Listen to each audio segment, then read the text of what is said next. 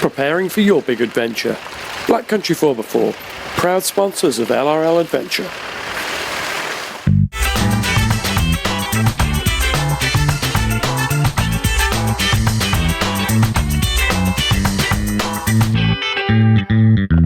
Hi and welcome to this week's edition of LRL Adventure. As always, I'm Matt, and this is the show that brings you all the news, reviews, gossip, and we meet some interesting people in the world of 4x4 using our chosen method, which is Land Rovers.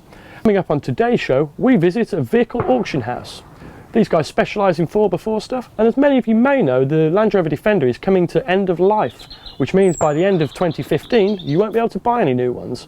So in terms of finding a really good one, auctions are probably the place to do it. So we have a look at what that's doing to the values of the different vehicles, maybe some tips and tricks along the way.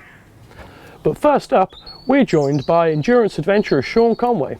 Now, so you may have seen him on our internet show previously, but now Sean's become a bit of a household name. He's doing some bit more interesting stuff. Hey Sean, how you doing? Hey Matt, thanks for having me. Pleasure. So the beard's coming on a bit more now. The beard is getting a bit out of hand, I'm not going to lie. I actually entered a competition for Time Out magazine a few weeks ago. It had nothing to do with me or anything. I just thought, I'll enter a competition. I actually won, and they put me on the cover of Time Out with loads of flowers in my beard, which was kind of fun. Yeah, I did see that. That was on some of your social accounts. You put that picture. Yeah, exactly. I was sharing that with everyone. It was great. No, it was great. So, you're not known for being a Land Rover lover per se, but more of an endurance adventurer. Well, for all of us out there, what is an endurance adventurer? An endurance adventurer, so in the world of adventure and exploration, I choose challenges that are on the athletic side of it rather than the exploration side. So I enjoy sort of pushing myself physically, mentally, going for the records, doing the stuff that is physically hard and you know, so it's more time on the road, less time exploring it and that sort of thing. So that's what kind of gets me out of bed in the morning, and I love training hard, being fit and just getting out there. It was only in 2013, a year later, that I thought of the idea of swimming the length of Britain. Thinking it had been done, I just thought, well, I'll just find the person who did it before me and maybe I can do it quicker. So I went online and soon realised that no one had even attempted a length of Britain swim, which was strange, except one guy. Actually, I thought this was quite funny. There was a guy who put a swimming pool on the back of a van and did laps of the pool as they drove it, which I thought was kind of cool.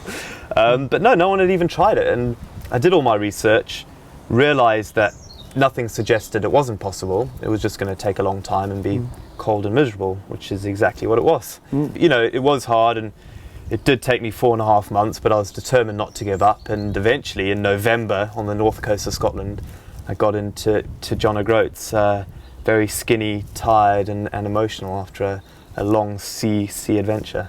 Right, and you've actually gone ahead and written yourself a book about your travels from hell and high water. You don't have a beard on the cover of this one though, Sean. I don't, I know. That's because that's how I started the swim. Right, okay. I thought I should actually, you know, when I started the swim I was all clean shaven for obvious reasons, to aerodynamics. But on the back you can see I have the beard, and yeah, you know, yes, it's appeared by the end. It's come by the end. It was in full fledged. It was great to write the book. It was easy for me to try and rush the book and finish it within a few months, just so people were still fresh, but I didn't want to do that. So it's taken me a year and a half to write the book. I wanted to do it properly. The story deserved to be told.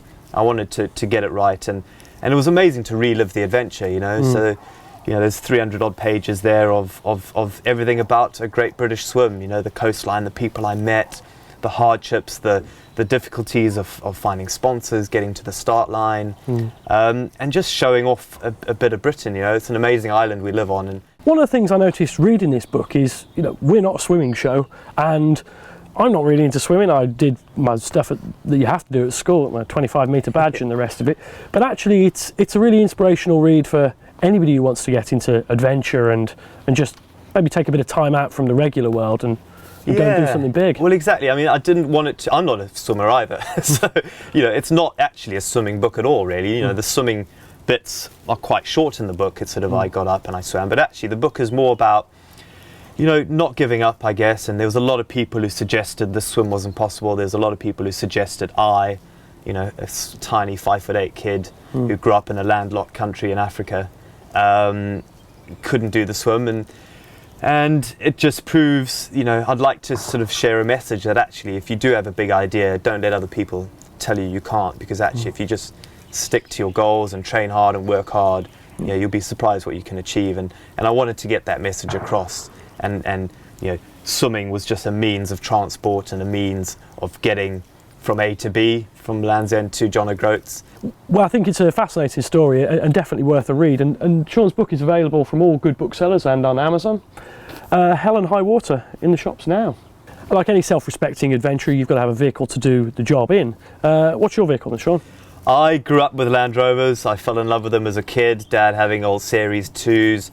You know, grew up in Africa, so there were the safari ones with the wooden paneling down the side, and there's a photo of me as a kid, a bit of a chubby baby standing at the old, you know, the steering wheels are like out here on the old Series 2s, aren't they? It's brilliant. So I've always just loved them. Could never really afford one until recently, and yeah, went and bought a second-hand 300 TDI 110 Defender, and the reason I wanted the 110 is so I could put a full-length bed in the back, so it's kind of my second home at the moment. Yeah, well, let's take a look. We went out filming with you a few weeks ago, and you were kind enough to take us green laning. Let's have a look how we got on. I'm a big fan of lightweight adventuring, and you know, you don't need as much as you think you can, so trying to keep it simple so that I'm not overloaded with too much stuff. Well, obviously I needed a roof rack, so I've got the front runner roof rack with kayak mount. I've got a bike rack, I've got some boxes just to keep bits and bobs in, and then right at the back I've got diesel and water. I live on a boat which uses a lot of diesel, so it's always nice to have a bit of extra diesel, and then water, you know, obviously for cooking and eating, and you know, try to keep a lot off the roof rack because I know I need to put my kayak and my bike on there when I need to. Obviously you've got the snorkel and the lights. Not sure I'll ever go underwater in this country, but you never know. It's nice to have it.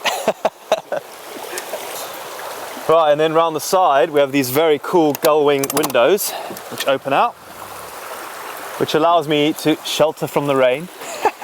But also I can get stuff without having to crawl in the back, you know, and all my camping gear's here, my kayak stuff, and some pink socks as it turns out.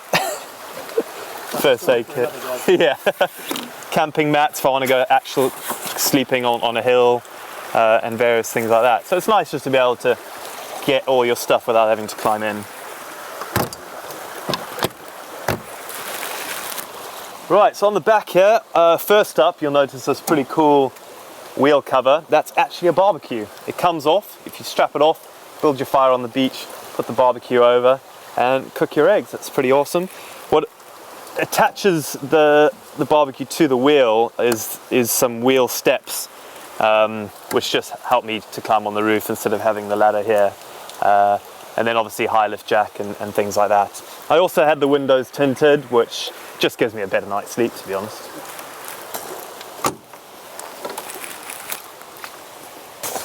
So here we have her. This is my home half the time. I have a bed running down the side, which I made myself actually, which is pretty cool because if I don't need it, I can fold it up like that, and it folds flat. And under the bed, I've just got typical camping stuff: food, water, coffee, hot chocolate, tea, which I cook on a jet boil.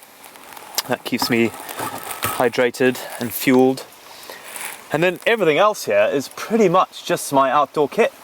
So I have all my winter jackets, gloves, cycle helmet, cycle shoes, more winter jackets here, which are useful. Food, spare food, you know, just pasta and things like that can stay there, and they're all there permanently. I do also have a pop-up tent, just in case, you know, sometimes it's a two-man tent. If it's really windy, sometimes being in this sort of shakes around, and carry that with me. Chairs, tables, and pretty much it really. Kind of trying to keep it simple. You know, you often see landies with loads of stuff everywhere, and actually I'm trying to simplify life a little bit more, I think. So that's Mana, my Defender. She's pretty standard other than the bits and bobs I've added to her. I like to try and keep it simple, just like when I cycled around the world and ran the length of Britain. Keeping it really simple, lightweight as possible. It's kind of less clutter in my life is a good thing, and You know, I know a lot of people put lots of things on Landies, but I just want to have the bare essentials, and to be honest, it gets me wherever I need to get.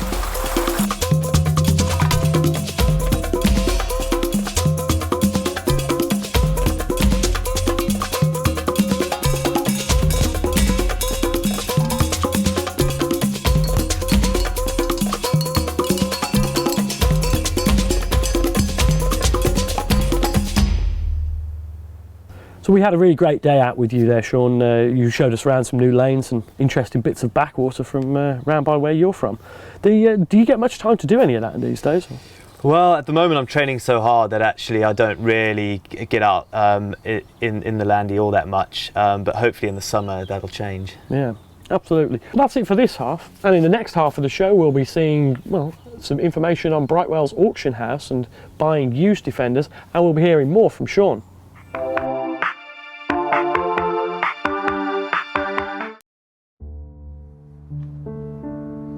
All across the world today, there are disturbing scenes happening. You may wish to look away now. This is Amy, and she is amongst thousands who cannot get her Land Rover back on the road. And she's not alone with this. For years, owners have struggled to get the correct part numbers, often having to return incorrect goods, or worse, not even knowing where to start. But it doesn't have to be this way. For no pounds, you can use the BMAC Partfinder app. Let's take a look at the difference this can make. BMAC Partfinder!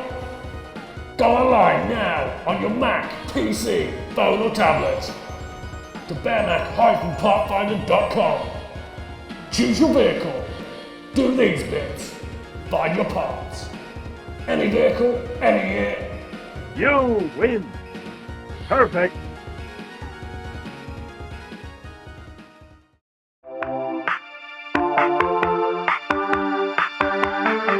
Hi and welcome back to LRL Adventure. Before the break we met endurance adventurer Sean Conway. And as many of you know, at the end of 2015 the Defender is coming to the end of its life. That means you won't be able to buy any new ones. Now it's difficult enough to go and buy used vehicles as is. You don't know whether you're being ripped off, whether the mileage is accurate, or a whole plethora of other things. One way of dealing with that is going to an auction house. So we headed over to Brightwells auctions to see what all the fuss was about and get some useful tips and info on the auctions. Today we've come to Brightwells auction to really see how or why people would buy and sell at auction. So joining me is Richard from Brightwells. Hi Richard. Hi Matt. What was selling well? Defender is selling well. You know, you can see that from the prices we've achieved today. It's selling well for the time of year. Freelander is a little bit off, and Discoveries, we had a couple of newer Discoveries, and yeah, they make the price they make. Discoveries, they're pretty run-of-the-mill sort of cars really. What would you need to know to come into an auction? The first thing I would say is do some market research. See what prices things are available out there. Set yourself a budget in your own mind then of what you think you're going to do and where you're going to go to buy it. If you're coming to auction, there'll be a buyer's fee, so you need to take that into consideration as well. Have the cash available. You know, most places, if you're going to go and buy something privately or through auction, you need to pay on the day. I mean, there's no finance agreements. If you're going to go and buy from a main dealer or a garage, you may well be able to get finance, of course. You will also be able to get warranties with those, but you will pay more money. So whatever happens, you will pay more money in a garage. We believe that Land Rover forecourt prices are generally around about 20 to 25% higher than at auction. We think that private sales are generally around about 10 or 15% above auction. But sometimes you find a deal out there, sometimes you find a deal here. You know, it does happen. What sort of trends have you seen in recent months over that? Now, a good, clean Land Rover Defenders over the last, I'd say, couple of years, really, to be fair, have started to appreciate in price. Older ones, especially the 300 TDI market. The TD5 market is starting to firm up a bit. You'd have seen that today. If you said to me, what are the best-selling Defenders? Short wheelbase county station wagon, out there by a huge mile. It's the most expensive version that's around. Not many of them made. Anniversary models sell for an absolute premium. Then you would be saying that the 90 hardtop is next, because people like to buy the 90 hardtop because it's more secure for storing things in than a pickup version would be. But those are particularly well demanded. If you want some advice, Put windows in the side of your Defender 90 hardtop, and it'll be worth a lot more money when you come to resell it. Oh, well, that's a great tip. It's a discussion we often have about that. So, well, you've got a busy day ahead of you as auctioneer, so... Got to take the money now. That's it. Off to sell some cars. Great. Thanks very much.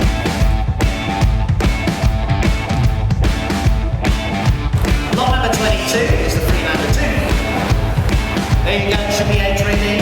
7, 6 on the way. What do you want? 5, 5, mid icon, 5, 5, star, big, 5, 5, 5, 6, 5, 7, 5, 8, 5, 9, 6, 1, 2, 3, 4, 5, 6, 6, 6, 6, 6, at 6,600, at 6, 6 anymore, at 6, 6, sold provisionally at 6. Number 18 up there. What I really noticed today was the really interesting prices of the different vehicles. Take, for example, the Freelanders today that went through, sold for what I would say would be about 50% of what you would see them on Auto Trader. The TD4s are, compared to the book values, relatively all right. So what I mean by that is they're not strong, but they're not weak. So they're relatively okay. They look cheap. They do look cheap. There's no two ways. But I think the Freelander 2 is way, way, way too cheap at the moment. Because if you look at the prices that we're getting for that compared to about a year ago, and I know that there are newer versions and all the rest of it, you know, for the ones that we've had on sale today, but they do look cheap. And if you put them up against their competition rivals, so your CRVs and that sort of mid-range 4x4, they're cheap. I think they are cheap. If for a Land Rover, they are cheap. It's been really interesting. We followed a few of the vehicles through today, and as you say, the discoveries, there's nothing really to talk about there. They fetch more or less what you'd expect.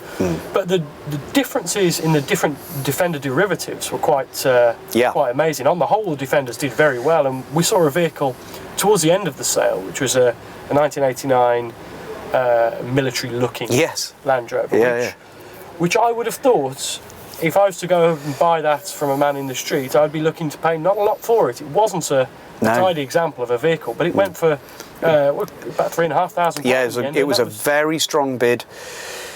Yeah, sometimes people will come to a sale like this and they will pay a little bit more for something, and we've said about setting yourself a budget and so on. If you want to go somewhere and find something which is like that's more on the unique side of things, isn't it? And you won't find a lot of those around all the time. But then if you put that alongside some other vehicles that we've had here today, which we do get all the time, I would also think they were quite expensive on occasion. And it's all about supply on the day, bit of competition. That's what happens in auction sometimes. Yeah. And the other standout vehicle for me was the 110 County Station Wagon, which was a 96, so relatively old vehicle now, fitted with a TDI 300. And a lot of people are looking for them though, Matt, you know, a lot of people are looking for them. You guys at Brightwells are not afraid to put your money where your mouth is either, and you guys have ended up with this 97 TDI 300. Bit of an unusual situation for us. What happened was we had somebody bid online, and when you bid online, you put down a deposit and have to register and so on. So we knew who the buyer was and they'd paid their deposit, etc. Before they settled in full for the vehicle, they said that they didn't want it, they'd made a mistake. So we ended up with the vehicle. At the time, we thought, shall we put it back through the sale? And I discussed it with sales manager Steve, and we said, it'll be worth more money. Keep it.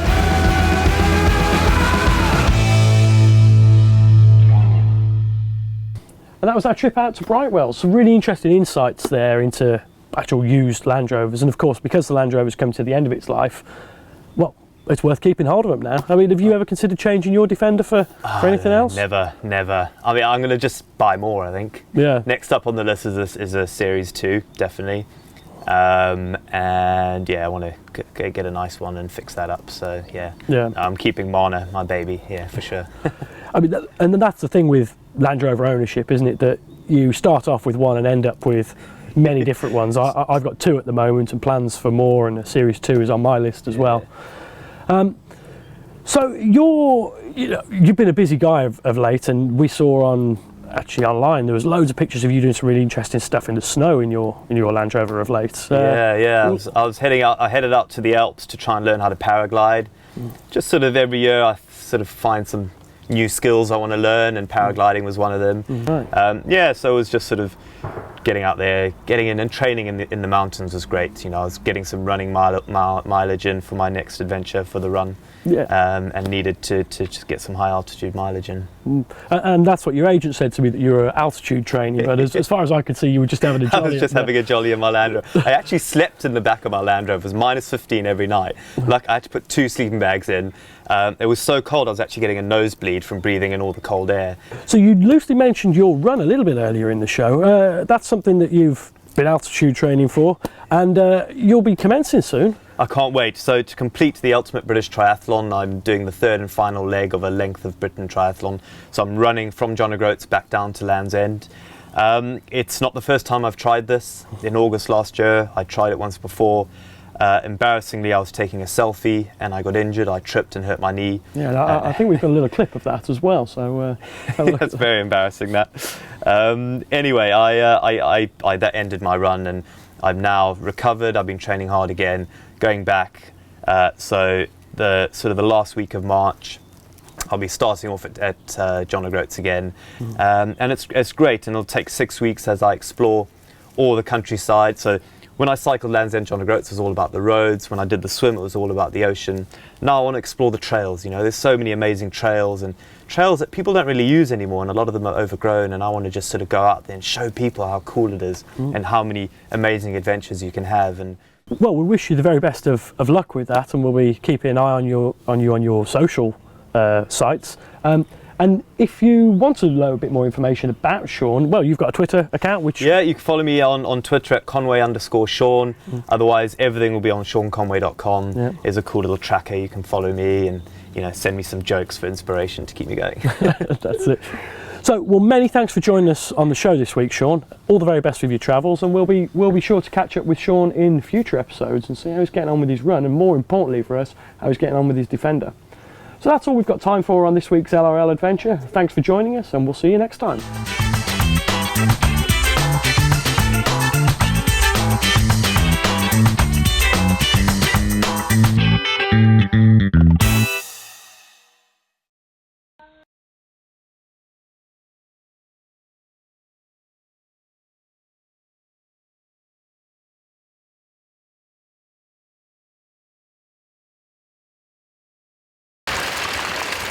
Preparing for your big adventure.